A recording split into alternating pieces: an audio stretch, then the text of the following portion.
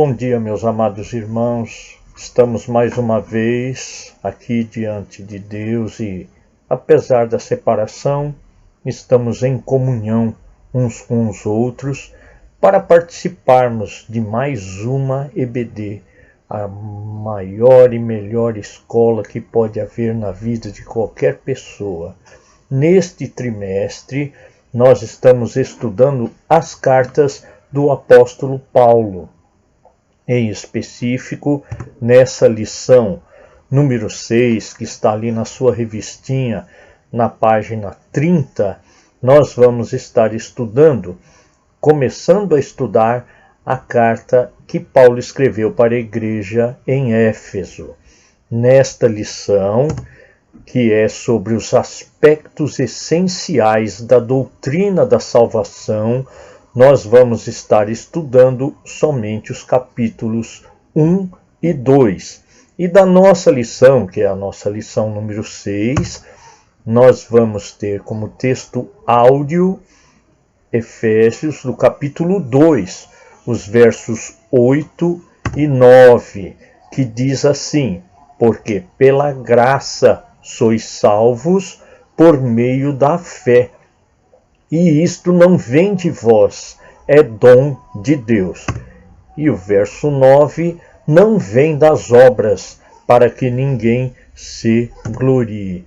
Amados, quando nós falamos em salvação, nós estamos falando sobre o imensurável amor e o eficaz perdão que Deus derramou sobre nós.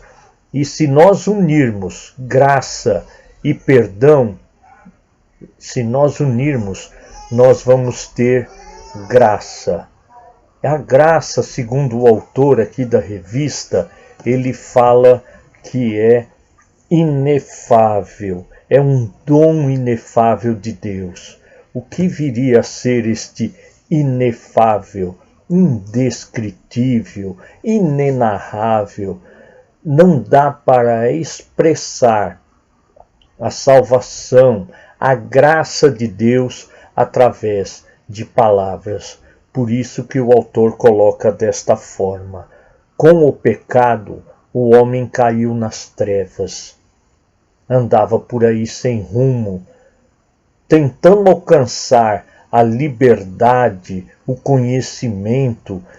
O homem acabou caindo na escravidão, tornou-se escravo da morte, acorrentado e levado por ela para o abismo eterno. E aí Deus vem com imensurável amor e com o perdão e nos dá, que derrama através disso a sua graça. E aí nós somos alcançados por esta graça. E aqui, no primeiro tópico da nossa lição, qual seria o objetivo de Deus? Está em Efésios, no capítulo 1, no verso 6, para louvor da glória da sua graça, ele nos deu gratuitamente a salvação.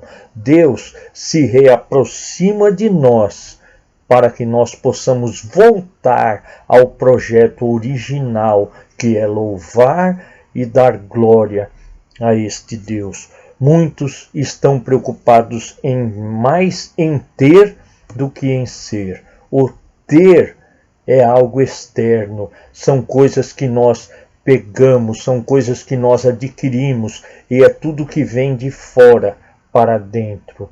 O ser é diferente, porque é algo que faz parte do nosso caráter, é algo que vem de dentro. A graça, ela consegue fazer isso. Ela faz com que nós possamos ter mais interesse em ser do que em ter. Também o autor fala a respeito do novo nascimento, porque se você está me ouvindo neste momento, é porque um dia você nasceu, mas você nasceu da carne e do sangue. E aqui Jesus explica em João, no capítulo 3, especificamente do verso 3 para frente, ele fala a respeito do nascimento espiritual. Este nascimento é para a honra, para a glória e para louvor de Deus. Nem todos os que são alcançados pela graça têm essa dimensão de louvar, de poder chegar próximo a Deus, de sair desse mundo de trevas, do pecado, para ser, então, próximo a Deus e poder dar louvor, que só Ele é digno. No segundo ponto, a graça, ela restaura o homem, dando-nos vida ou vivificando-nos em Cristo Jesus. Está lá em Efésios, no capítulo 2, verso 1. Ele nos deu vida, estando nós mortos nas nossas transgressões e pecados. Paulo diz que nós estávamos mortos, porque o morto aqui não significa aquela pessoa que está inerte, aquela pessoa que não tem mais movimento, não. O morto aqui significa separado. O homem está separado de Deus quando Deus vem para buscá-lo. Queridos, não sai da minha mente aquela imagem do filho pródigo, na parábola ali em Lucas, no capítulo 15, quando Jesus diz que ele estava todo sujo porque vivia cuidando dos porcos, porque estava descalço, estava faminto, estava sozinho no mundo, e lá ao longe, quando ele cai em si, ele diz: eu vou voltar para o Pai. E lá ao longe o Pai corre até ele, não se importa com o estado que ele está, e o abraça, e o beija, e volta a ter a vida que ele tinha antes. A graça, ela faz isso conosco. O homem, sem a graça, vive uma vida completamente endurecida, insensível. É o tipo que a gente vê, não está nem aí com nada, nem com ninguém. Estas forças que atraem o homem para baixo, as forças da treva, é o mundo, a carne e o diabo. Sem nascer de novo, você não tem vida, e sem Cristo você não nasce de novo.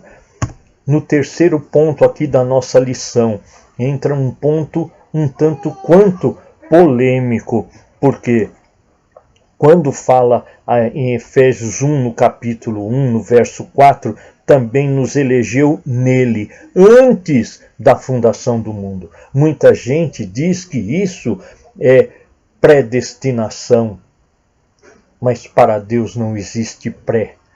Você sabia que antes de Gênesis 1, capítulo 1, verso 1, todos nós já fomos enxergados por Deus, todos nós já fomos alcançados por Deus, porque Ele é onisciente. Deus conhece-nos a todos nós, desde antes da fundação do mundo. Ele é maravilhoso. Também o que diz isso daí sobre a soberania de Deus. Deus escolhe a todo ser humano, porém Ele elege aquele que crê, aquele que o aceita. E quando nós falamos em eleição, nós não estamos falando que nós somos melhores do que alguém, não. Ele nos elegeu para cumprirmos a vontade, para cumprirmos os mandamentos dele aqui na terra. Continuamos com o nosso livre-arbítrio? Sim. Deus continua com sua soberania? Sim. Mas as duas situações estão sempre juntas.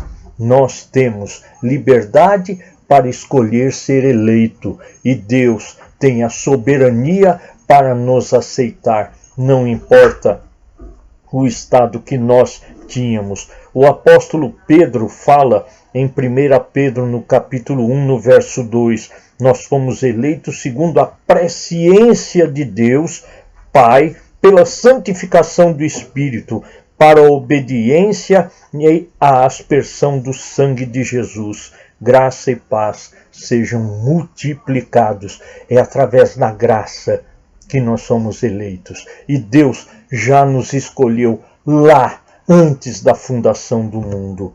No quarto ponto da nossa lição, entra algo maravilhoso. Sabe, queridos, entra o sangue de Jesus, está lá em Efésios, no capítulo 2, no verso 13. Mas agora, em Cristo Jesus, vós que antes estáveis longe, vieste para perto, pelo sangue de Cristo. Queridos, o sangue de Cristo, ele é eficaz para a nossa redenção. O ser humano escravo da morte, Cristo vai lá e paga o preço e liberta. A redenção é isso.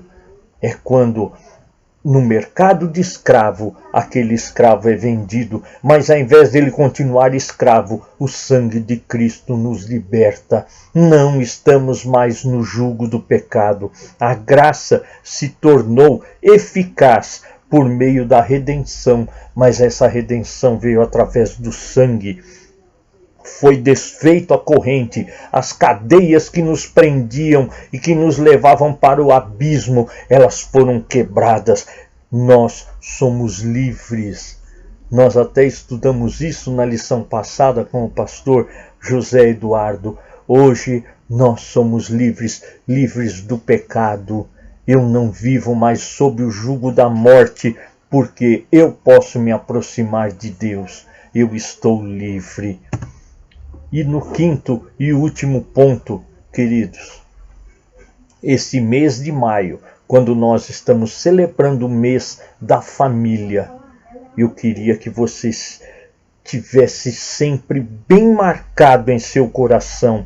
A graça de Deus nos coloca na condição de filhos.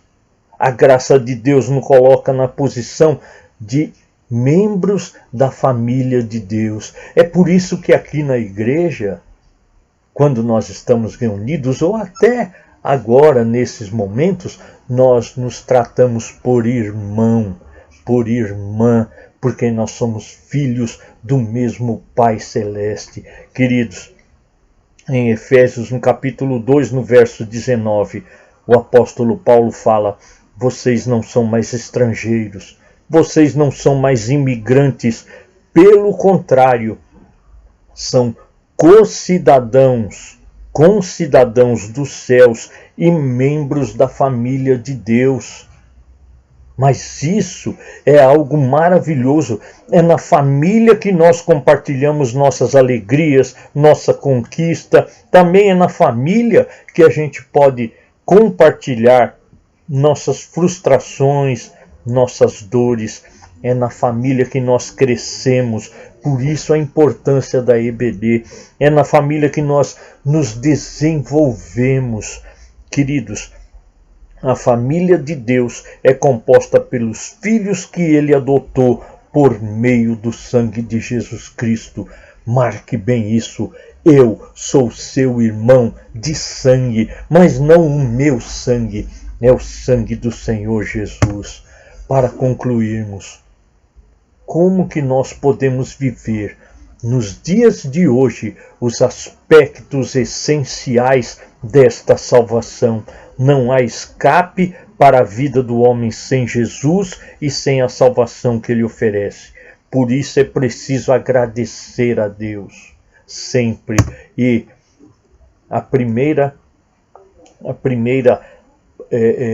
como eu diria, primeiro ato para nós agradecermos a Deus: viva para a glória de Deus. Viva sempre. Tudo que você fizer, tudo que você falar, seja para a honra, glória e louvor de Deus. Você já pensou isso? Dedique 100% da sua vida para a glória de Deus. A segunda atitude que precisamos tomar nesses aspectos da salvação: não olhe para o pecado, não viva mais para o pecado.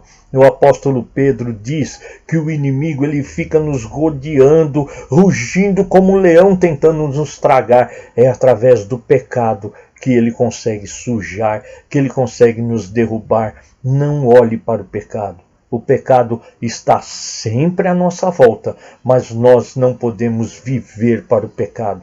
O pecado, ele nos causa dor. Sabe aquela feijoada que você comeu e que depois te fez mal, te deu aquela azia?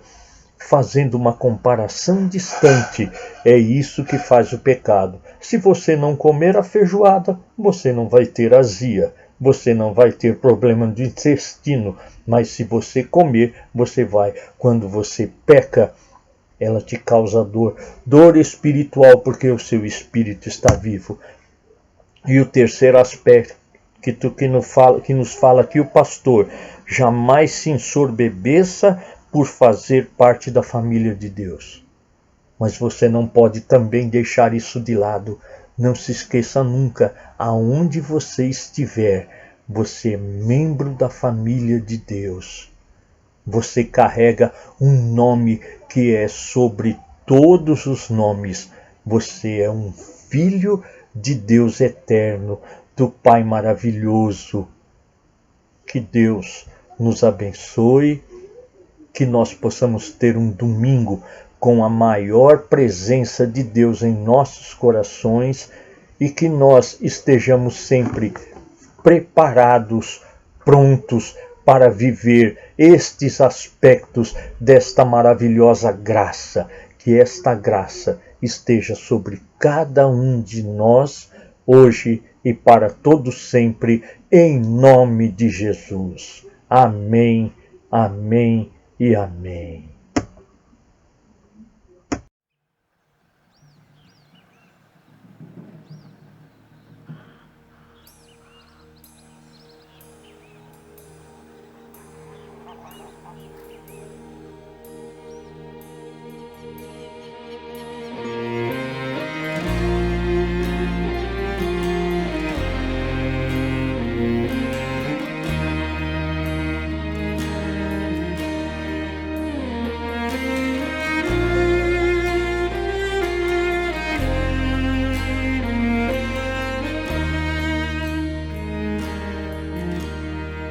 Só em Cristo posso confiar, é minha força, luz, canção, lugar seguro, nele achei, rocha que não se abala,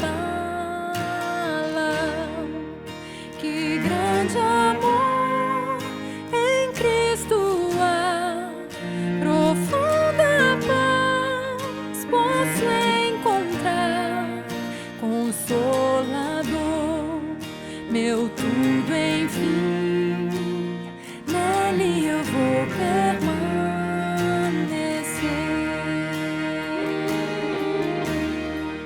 Só Cristo homem se tornou, frágil bebê, mas pleno Deus, que dom de amor, justiça e paz, a salvação que a todos traz.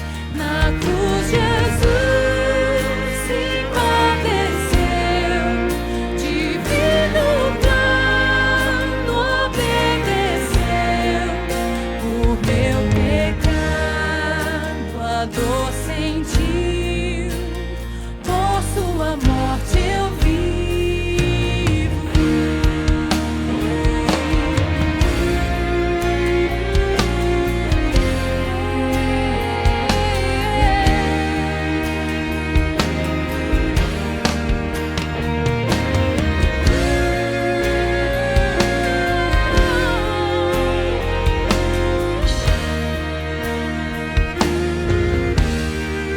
Seu corpo inerte ali ficou, luz que ante as trevas se apagou. Glorioso dia então surgiu, vivo ele está ressurgido.